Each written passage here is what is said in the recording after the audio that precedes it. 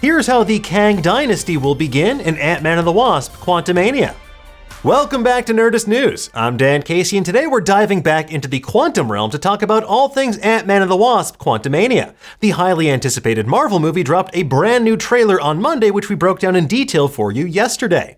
One thing that immediately stood out is the film's tagline: "Witness the beginning of a new dynasty." Well, considering the title of the next Avengers film is Avengers: The Kang Dynasty, I think we can guess where things are heading. But before we invoke a level 5 Kang Watch, we want to explore the question of how exactly the Kang Dynasty will begin in Quantumania. Well, folks, we've got a theory, and while it's speculation for the time being, if we're right, it could be considered a spoiler. So if you want to go into this movie knowing nothing at all, leave now and give thanks to your favorite superhero instead. Thank you, Spider-Man! Okay, let's get into it, shall we? Let's start with one thing that we all know to be true. Kang the Conqueror is strong as hell, and not just because Jonathan Majors is absolutely yoked. As described by Janet Van Dyne in the new trailer, Kang can rewrite existence and shatter timelines. Combined with the movie's tagline, this is an obvious tease for the mechanisms that will lead us to the Kang Dynasty. After escaping the quantum realm, Kang will establish his dynasty in the form of a multiversal empire. He will conquer reality after reality, and doing so will cause increasing amounts of incursion events as he shatters timelines and rewrites existence until there is but one unified universe of Battleworld. And from there, he will rule over all of space and time in Avengers: Secret Wars. And yes, he may need the power of the Scarlet Witch to do so, but to find out why, check out our recent video about Agatha: Coven of Chaos. But despite all that power, Kang still needs help, and hilariously enough, he needs help from an Avenger, one that he might not have killed before. And fittingly enough, it's the Avenger that many people underestimate. No, not Hawkeye, Ant-Man. Great. The self-described little guy from Scott's autobiography. Who are you? Come on, man.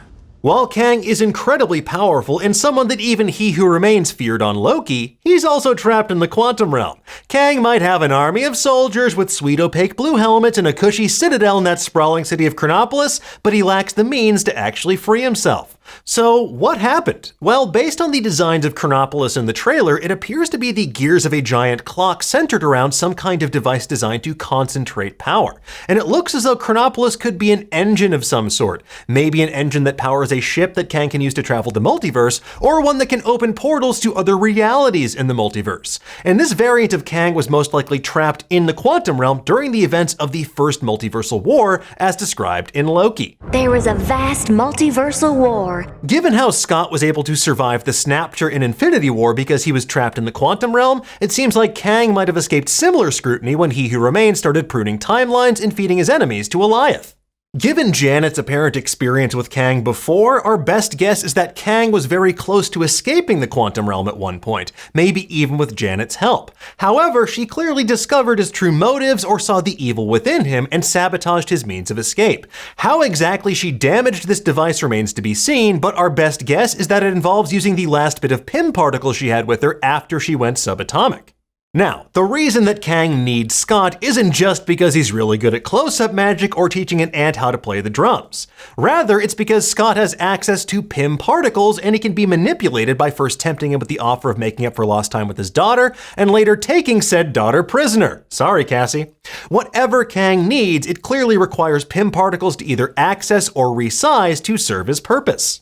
Given the design of that bluish orb-like object we saw in the first trailer compared to the concentric rings we see in the second trailer, it definitely seems like the quantum MacGuffin of this film is something our heroes need to access from within.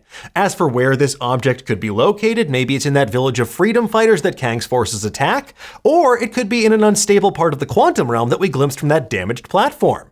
Now, at one point, we see Scott taking a leap of faith in what appears to be an undulating pit of tentacles of space and time. This is likely an unstable part of the quantum realm where space and time react in kind of funky ways, especially to organic matter. It's also likely why we see Scott split into so many different variants of himself, and why that Giant Man variant gets turned into spaghetti like so many Reed Richards in so many multiverses of madness.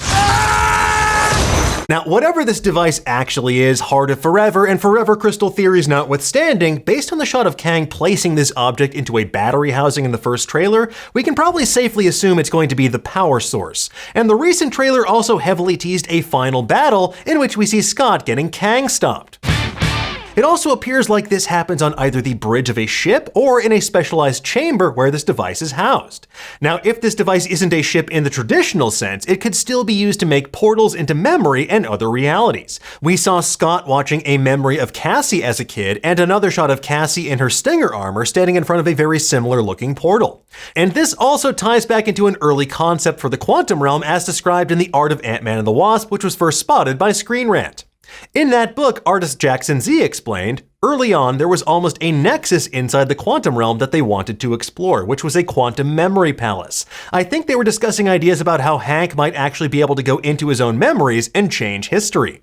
So maybe Chronopolis could function as a device to power this nexus, and this would play into the purpose of the city in the comic books as well, where Kang used it along with the Heart of Forever to serve as a constant across all timelines simultaneously. This would allow him to travel the multiverse, affecting timelines without creating new branch timelines because Chronopolis would technically be present in all of them at once. So, if this quantum memory palace concept is brought back into the fold, maybe those windows into memory we see in the trailer could be portals through which the family and eventually Kang escapes. And while it seems like Scott's gonna have to make the ultimate sacrifice play, Kang will definitely escape either by killing the Avenger or trapping him in the quantum realm. And this will sort of be like our Empire Strikes Back moment prior to the Avengers' eventual Infinity War style defeat in the Kang Dynasty movie. Once Kang does escape the quantum realm, he's going to take his army with him to conquer the rest of the multiverse. And each new world he conquers will cause potential Nexus events that Kang engineers and manipulates as he consolidates his power. In turn, these will lead to incursion events, causing the multiverse to collapse in on itself as Kang continues to destabilize it. Kang will lay the groundwork for a dynastic rule across all of space and time itself. And as for his army, that could even be comprised of subservient Kang variants already, kind of like what we see in the trailer with Scott and Hope. And this would also make for a hilarious way to introduce the Council of Kangs from the comics. Because come on, I mean, who doesn't want to see a whole Senate's worth of Jonathan Majors variants just bickering about the best way to conquer the multiverse? I love your shoes, I love your hair. Oh man, nice nose, thanks man, etc. Now, a truly wild wrinkle to this theory is that Kang's escape could happen simultaneously with the death of He Who Remains on Loki. The moment that Kang escapes and He Who Remains' death could have a ripple effect across the multiverse, leading to that big new statue in the lobby of the Time Variance Authority. What? It would also explain why the new statue looks exactly like Kang the Conqueror in the armor he wears in Quantumania. And if Kang does escape, seizing control of an extra-dimensional police force with the tools to erase timelines at will, that's a pretty solid way to bolster your power. Kang simply rewrote timelines to make himself the new ruler of the TVA in a much more obvious way than He Who Remains did. And we could even potentially see the TVA arrive on the scene in a post-credits scene, or Ravonna Renslayer arrive in Chronopolis, where she is canonically from in the comics. It would definitely make for a compelling season-long arc to unravel over the course of Loki Season 2, which premieres later this year. With that said, we are still crossing our fingers for Mobius to get a jet ski. That'll be fun, though. Yeah, it'll be really fun. Anyway, folks, there you have it. That's our best theory about how we'll witness the beginning of the Kang Dynasty in Ant-Man and the Wasp: Quantumania. We'll keep overthinking any and all things Marvel for you over on Nerdist in the meantime. But for now, tell us, what did you think about this theory? How do you think that Kang will escape and form his new dynasty?